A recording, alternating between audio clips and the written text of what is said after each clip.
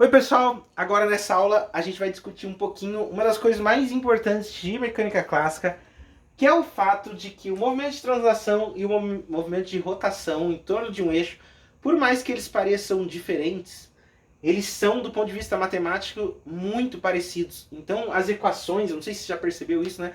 As equações elas praticamente são as mesmas. O que muda é o fato de que entram variáveis diferentes para cada um dos problemas. Então a matemática, a física tem muito disso, né? A gente usa uma estrutura algébrica que a gente chama para a gente definir um monte de coisa, e quando você percebe que duas coisas têm a mesma estrutura algébrica, do ponto de vista matemático, elas funcionam exatamente da mesma coisa. É por isso que, por exemplo, quando a gente fala de números de complexos, vetores da geometria analítica e outras grandezas, elas são todas iguais do ponto de vista matemático, porque ambos são espaços vetoriais. E aqui as estruturas são muito parecidas, ou pelo menos são quase tudo igual, com exceção de uma característica da massa, do momento de inércia, elas são bem parecidos. Movimento de translação, então, a gente vai considerar movimento de deslocar o centro de massa da sua posição, ele sai do lugar, e rotação, o ponto de massa continua no mesmo local, mas ele vai, o corpo pode se girando em torno de um eixo, né? Minto, né? Ele pode girar, inclusive, o centro de massa por fora, né? Sem problema nenhum.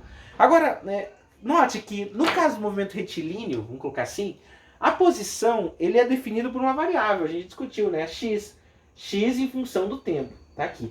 Agora, a velocidade, né, ela é definida como a taxa de variação da posição em função do tempo.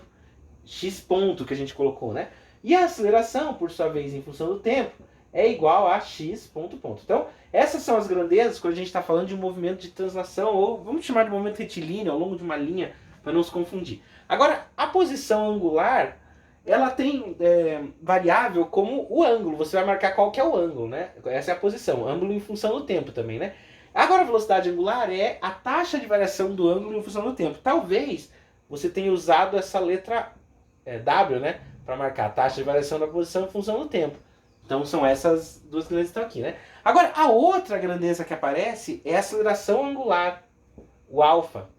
A aceleração angular é o quanto o ângulo varia, a taxa de variação é a taxa de variação do ângulo, né? Então tá aí. E se for perceber, ó, do ponto de vista matemático, ambos têm uma função de base que depende do tempo. Aqui muda que é a posição x, o r, né, se quiser, e aqui é o ângulo, θ, né? E aqui a velocidade é a taxa de variação em função do tempo, tanto angular como a velocidade comum. E é a mesma coisa para a aceleração, aqui não muda nada. Aparece uma outra grandeza aqui. Quando a gente estava construindo o curso de mecânica clássica, aparece um vetor que é o vetor força. O equivalente, o que causa o giro, é o torque. Então note, o que faz o corpo sair da inércia é a força. A força faz ele se movimentar. O torque faz o objeto girar, né? Então essas são as grandes diferenças. Do ponto de vista matemático é mesmo. Até porque quando eu escrevo força é igual a massa vezes aceleração, não vou escrever isso aqui, existe algo parecido com um torque, que é em função do momento de inércia, né? O que tem de um pouquinho diferente é a massa. Aqui entra a massa do corpo. Aqui entra o momento de inércia em relação ao eixo de giro. Por que é um pouquinho diferente? Porque aqui é uma função que depende do tempo. Aqui a massa é uma característica da partícula, né? E aqui já é o resultado de uma integral bem específica, né? Então, que foi o que a gente discutiu na aula anterior. Desse ponto de vista, eles são um pouco diferentes, mas a resolução vai acabar sendo a mesma, né? Em termos de energia potencial, a gente já fez a energia potencial como uma integral. Essa integral ela ficava com menos integral de x, vou colocar igualzinho aqui para não ficar confusão, xy até x, onde você multiplicava a força vezes dv, né? Dx, desculpa. Essa expressão que estava aqui era a expressão que a gente usava para encontrar a energia potencial. Ou na forma integral, por isso que eu até deixei um espacinho aqui, a força é menos dv em relação a dx. Tá aí. Então, essas duas expressões, seja na forma integral, seja na forma diferencial, elas são as expressões de energia potencial. E acredita em mim, por mais que meu objetivo é mais isso, até com esse vídeo, né?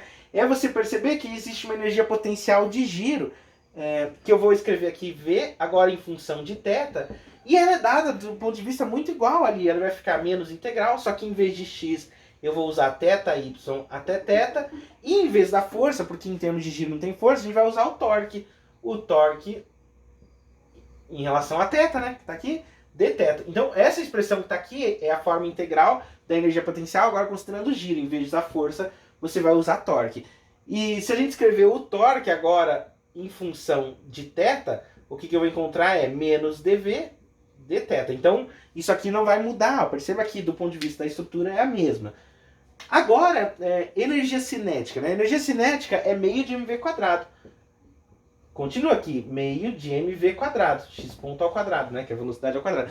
No caso de giro, é a mesma coisa, só que a velocidade que vai usar não é a velocidade ali, é a velocidade de giro, que é meio de m θ ao quadrado, ponto. Ó, coloquei um pontinho aqui, não sei se dá pra ver aí, mas a gente sim. E por fim, o momento linear é o mesmo, né? O momento linear é mesmo do ponto de vista da estrutura, né? O momento angular é um vetor, aqui é um vetor também, comi, né? E o torque também, comi alguns vetores aí pelo caminho. Mas bem, vai colocando vetor, não tem. E aqui era momento linear, massa vezes velocidade. Qual que é o momento angular? Massa, só que não existe massa aqui, ó. Existe momento de inércia vezes velocidade. Que velocidade? Θ, ponto, ó. Entende? Aqui é um vetor também, ó. Comi alguns vetores nesse vídeo, mas vai encontrando aí onde eles estão, ó, tem outro aqui, assim por diante. Mas bem, o que você precisa tirar daqui é, existe uma relação matemática que mostra que as estruturas de ambas as grandezas são as mesmas. Inclusive, os teoremas são os mesmos. Então, quando a gente vai falar teorema momento linear se conserva ou não se conserva, momento angular também. Energia total se conserva ou não se conserva, em giro também. Então, essas coisas, do ponto de vista matemático, que você desenvolver, você vai perceber que são as mesmas coisas. Então, a gente vai usar essas expressões para resolver alguns exercícios a partir do próximo vídeo. Bora lá?